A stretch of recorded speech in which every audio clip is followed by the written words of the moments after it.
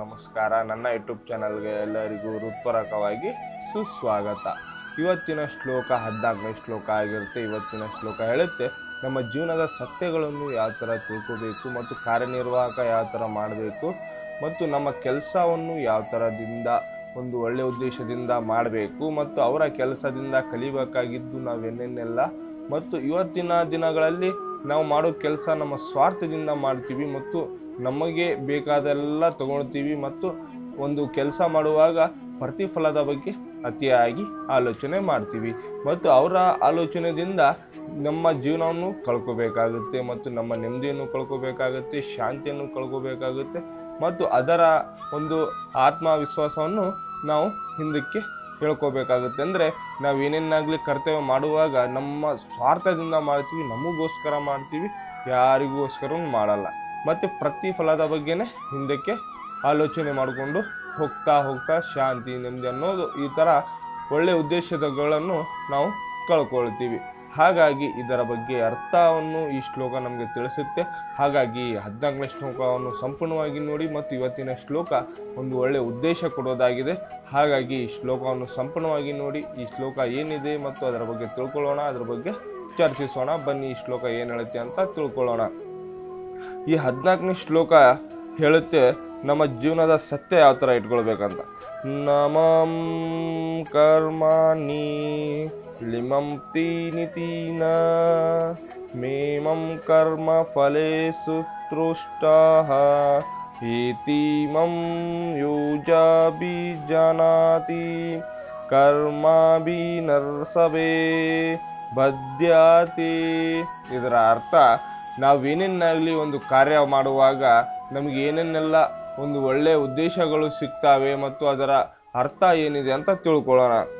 ಯಾವ ಕರ್ಮವು ನನ್ನನ್ನು ಅಂಟುವುದಿಲ್ಲ, ನಾನು ಕರ್ಮಫಲವನ್ನು ಬಯಸುವುದಿಲ್ಲ. ನನ್ನ ವಿಷಯದಲ್ಲಿ ಈ ಸತ್ಯವನ್ನು ಯಾರು ಅರ್ಥ ಮಾಡಿಕೊಳ್ಳುವರೋ ಅವರಿಗೂ ಫಲಾಪೇಕ್ಷೆಯ ಕರ್ಮ ಬಂಧನವಿಲ್ಲ. ಅಂದರೆ ಈ ಶ್ಲೋಕ ಹೇಳುತ್ತೆ, ನಮ್ಮ ಕರ್ಮಗಳು ನಾವು ಮಾಡೋದಕ್ಕಿಂತ ಮೊದಲು ಕರ್ಮ ಫಲದ ಬಗ್ಗೆ ಆಲೋಚನೆ ಮಾಡ್ತೀವಿ, ಇದು ಆಗುತ್ತಾ ಇಲ್ವಾ ಅಂತ. ಮತ್ತು ಕರ್ಮ ಅಂತ ಬಂದಾಗ ನಾವು ಕೆಲಸದಲ್ಲಿ ತೊಡಗಿದಾಗ ನಮ್ಮ ಸ್ವಾರ್ಥದಿಂದ ನಾವು ನಿಷ್ಠೆಯಿಂದ ಮಾಡ್ತೀವಿ ಮತ್ತು ಕೆಲಸದಲ್ಲಿ ಸಾಕಷ್ಟು ಅಡೆತಡೆಗಳು, ಒತ್ತಡಗಳು ಅದನ್ನು ನಾವೇ ಸಹಿಸ್ಕೊಂಡು ಮಾಡ್ತೀವಿ ಮತ್ತು ಕೆಲಸಗಳಲ್ಲಿ ಥರದ ಕೆಲಸಗಳಿವೆ ಇರ್ತವೆ. ಆದರೆ ನಾವು ಏನೇನಾಗಲಿ ಮಾಡೋದಾಗಲಿ ಕೆಲಸ ಮಾಡೋದಾಗಲಿ ನಮಗೆ ಆ ಪ್ರತಿಫಲ ಬಗ್ಗೆ ನಮಗೆ ಆಸಕ್ತಿಯಿಂದ ಇರಬೇಕಾಗುತ್ತೆ. ಪ್ರತಿಫಲ ಒಂದು ಸಮಾಜಕ್ಕಾಗಲಿ ಬಿಡಬೇಕು, ಇಲ್ಲ ನಮ್ಮ ದೇವರಿಗಾದರೂ ಬಿಡಬೇಕು. ಆ ನಿನ್ನ ಪ್ರತಿಫಲ ನಿನ್ನ ಜೀವನವನ್ನು ಬದಲಾಯಿಸೋದಂತೂ ಗ್ಯಾರಂಟಿ ಅಂತ ನಾವು ತಿಳ್ಕೊಬೇಕಾಗತ್ತೆ. ಮತ್ತು ಅವರು ಹೇಳೋ ಪ್ರಕಾರ ನನ್ನ ಒಂದು ಕರ್ತವ್ಯದಿಂದ ಈ ಭೂಮಂಡಲ ಯಾವ ಥರ ಸೃಷ್ಟಿಯಾಗಿದೆ ಅದೇ ರೀತಿಯಿಂದ ನಿಮ್ಮ ಜೀವನವನ್ನು ಒಂದು ಕೆಲಸದಿಂದ ಒಂದು ಕರ್ತವ್ಯದಿಂದ ಸೃಷ್ಟಿ ಆಗುತ್ತೆ ಮತ್ತು ಅದರಿಂದ ನಿನ್ನ ಕರ್ತವ್ಯವನ್ನು ನಿರಂತರವಾಗಿ ಮಾಡುತ್ತೀಯ ಮತ್ತು ಅದರಿಂದ ನಿನ್ನ ಜೀವನ ಸತ್ಯ ಯಾವ ಥರ ಅರಿತುಕೊಂಡಾಗಬೇಕು ಮತ್ತು ಅದರಿಂದ ನಿನ್ನ ಜೀವನ ಸತ್ಯವನ್ನು ಯಾವ ಥರ ಇಟ್ಕೊಳ್ಬೇಕು ಅಂದಾಗ ನಿನಗೆ ಅಲ್ಲಿ ಅರಿವಾಗುತ್ತೆ. ಮತ್ತು ನನ್ನ ಜೀವನದ ಸತ್ಯವನ್ನು ಯಾವ ಥರ ರೂಪಿಸ್ಕೊಳ್ಬೇಕು ಅಂದರೆ ಒಂದು ಸತ್ಯದ ಒಂದು ರೂಪದಿಂದ ನಾವು ತಿಳ್ಕೊಬೇಕಾಗುತ್ತೆ. ಫಲಾಪೇಕ್ಷೆ ಇಲ್ಲದೆ ಕೆಲಸ ಅಂದರೆ ನಾವು ಮಾಡೋ ಯಾವ ಥರ ಮಾಡಬೇಕು, ನಾವು ಕೆಲಸ ಯಾವ ಥರ ಮಾಡಬೇಕು ಅದ್ರ ಬಗ್ಗೆ ತಿಳ್ಕೊಬೇಕು ಅನ್ನೋದೇ.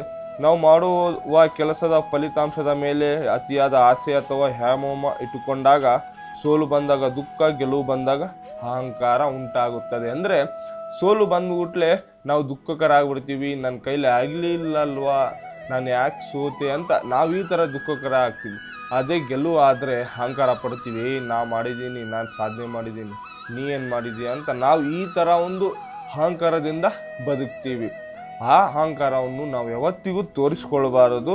ಎದಕ್ಕಂದರೆ ಅದು ಒಂದು ಒಳ್ಳೆಯ ನಿರ್ದಿಷ್ಟ ಜೀವನದ ಒಂದು ಅಹಂಕಾರ ಅಂದರೆ ಒಂದು ತಪ್ಪಾಗಬೇಕು. ಎದಕ್ಕಂದರೆ ಅದು ಅಹಂಕಾರ ಒಂದು ಒಳ್ಳೆಯ ಜೀವನದ ಒಂದು ಕೆಟ್ಟ ಒಂದು ಆಲೋಚನೆ ಆಗಿರ್ಬೋದು, ಒಂದು ಚಟ ಆಗಿರ್ಬೋದು. ಎದಕ್ಕಂದರೆ ಅಹಂಕಾರ ನಮ್ಮ ಕಡೆ ಬುದ್ಧಿಶಕ್ತಿ ಇರಲಿ ಬಿಡಲಿ, ಯಾರೇ ಇರಲಿ ಅವರಿಂದ ಪ್ರೀತಿಯಿಂದ ಮಾತಾಡಬೇಕು, ಗೌರವದಿಂದ ನೋಡಬೇಕು ಅನ್ನೋದೇ ಈ ಶ್ಲೋಕದ ಒಂದು ಅರ್ಥ ಆಗಿರುತ್ತೆ.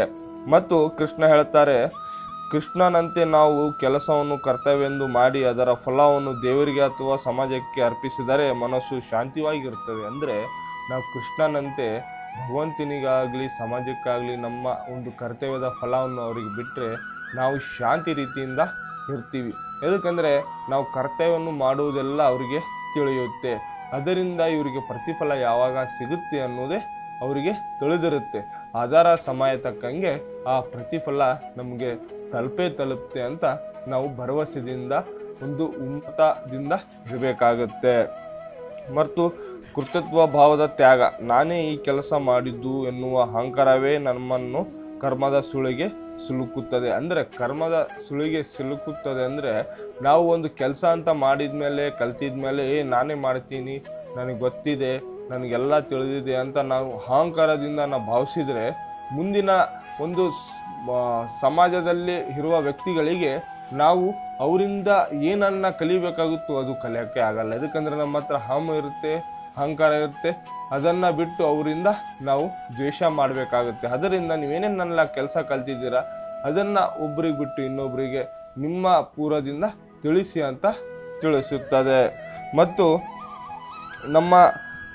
ನಾವು ಕೇವಲ ಒಂದು ನಿಮಿತ್ತ ಮಾತ್ರ ಎಂಬ ಅರಿವು ಮೂಡಿದಾಗ ಕೆಲಸದ ಒತ್ತಡ ಮತ್ತು ಅಂತರಗಳು ದೂರವಾಗುತ್ತವೆ. ಅಂದರೆ ನಾವೇ ಏನನ್ನಾಗಲಿ ಒಂದು ಮಾಹಿತಿ ಕೊಟ್ಟಾಗ ಒತ್ತಡಗಳು ನಮಗೆ ಕಮ್ಮಿ ಆಗುತ್ತೆ. ಅದರಿಂದ ನಮಗೆ ಅವರು ಮಾಡೋದ ಕೆಲಸ ನಮಗೆ ಒಂದು ಒಳ್ಳೆ ಉದ್ದೇಶದಿಂದ ನಮಗೆ ಒಂದು ರೂಪಿಸ್ಕೊಂಡು ಹೋಗುತ್ತೆ ಮತ್ತು ನಮಗೆ ಹೇಳಿಕೆಯನ್ನಂದರೆ ನಮಗೆ ಉನ್ನತ ಸ್ಥಾನಕ್ಕೆ ತಗೊಂಡು ಹೋಗುತ್ತೆ ಅಂತ ನಾವು ಇದರಿಂದ ತಿಳ್ಕೊಬೇಕಾಗುತ್ತೆ.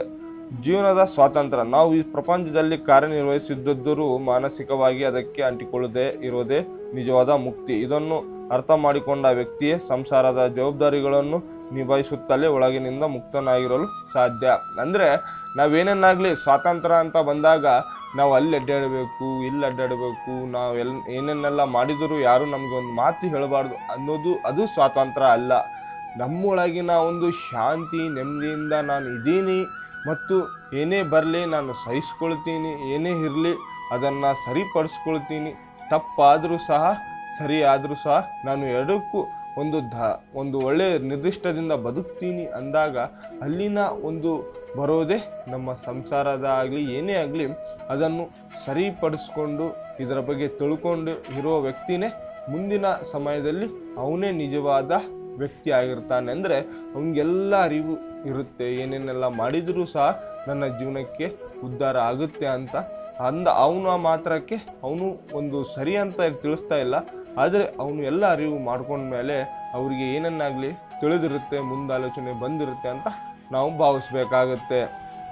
ಮತ್ತು ಸಾಪ್ತವಾಗಿ ಹೇಳ್ಬೇಕಂದ್ರೆ ಭಗವಂತನ ಸೃಷ್ಟಿಯ ಕೆಲಸಗಳನ್ನು ಮಾಡಿದರೂ ಹಾಗೆ ಅದಕ್ಕೆ ಅಂಟಿಕೊಳ್ಳೋದೇ ಇಲ್ಲವೋ ಹಾಗೆ ಮನುಷ್ಯನು ಕೂಡ ತನ್ನನ್ನು ಕರ್ತವ್ಯಗಳಿಂದ ನಿಷ್ಠೆಯಮ ಭಾವದಿಂದ ಸ್ವಾರ್ಥವಿಲ್ಲದೆ ಮಾಡಿದರೆ ಆ ಕೆಲಸಗಳು ಅವನಿಗೆ ಹೊರೆಯಾಗುವುದಿಲ್ಲ ಮತ್ತು ಅವನ ಹೇಳಿಕೆಗೆ ಕಾರಣವಾಗುತ್ತವೆ. ಅಂದರೆ ಅವನು ತಿಳಿಸ್ತಿರೋ ಪ್ರಕಾರ ನಾವು ಏನೇನಾಗಲಿ ಕರ್ತವ್ಯವನ್ನು ಮಾಡುವಾಗ ಶ್ರೀ ಕೃಷ್ಣ ಪರಮಾತ್ಮ ಮಾಡಿದರೂ ಈಗ ಇಷ್ಟೆಲ್ಲ ಪ್ರಕೃತಿ ಇದೆ, ಅದು ಯಾವುದೂ ನಮಗೆ ಅಂಟುವುದಿಲ್ಲ. ಇದಕ್ಕಂದರೆ ಅದರ ಪಾಡಿಗೆ ಅದು ಬೆಳೆಯುತ್ತೆ, ಅದರ ಪಾಡಿಗೆ ಅದು ಹೋಗುತ್ತೆ ಮತ್ತು ಯಾವುದೂ ಸಹ ಅಂಟುವುದಿಲ್ಲ. ಅದೇ ರೀತಿಯಾಗಿ ನಾವು ಏನೇನಾಗಲಿ ಕರ್ತವ್ಯ ಮಾಡುವಾಗ ಅಂಟಿಸಿಕೊಳ್ಳುವುದೇ ನಿಜವಾದ ಜೀವನದ ಸತ್ಯದಿಂದ ಮಾಡಬೇಕಾಗುತ್ತೆ. ಮತ್ತು ಅಂಟಿಕೊಳ್ಳುವುದಂದರೆ ಅದೇನೇ ಕೆಲಸ ಮಾಡುತ್ತಾ ಒತ್ತಡ ತಗೊಂಡು ಏನೇ ಆಗಲಿ ಅದನ್ನು ನಿಲ್ಲಿಸ್ಬಿಡಿ. ಎದಕ್ಕಂದರೆ ನಿಮ್ಮ ಕರ್ತವ್ಯವನ್ನು ನಿರಂತರವಾಗಿ ಮಾಡಿ ನಿಮಗೊಂದು ಒಳ್ಳೆಯ ಉದ್ದೇಶಗಳು ಸಿಗ್ತವೆ. ನಿಮ್ಮ ಕಾರ್ಯವನ್ನು ನಿರಂತರವಾಗಿ ಮಾಡಿದರೆ ನಿಮ್ಮ ಜೀವನದ ಅರಿವು ಯಾವ ಥರ ಇರುತ್ತೆ ಅಂತ ನೀವು ತಿಳ್ಕೊಳ್ಳಿ.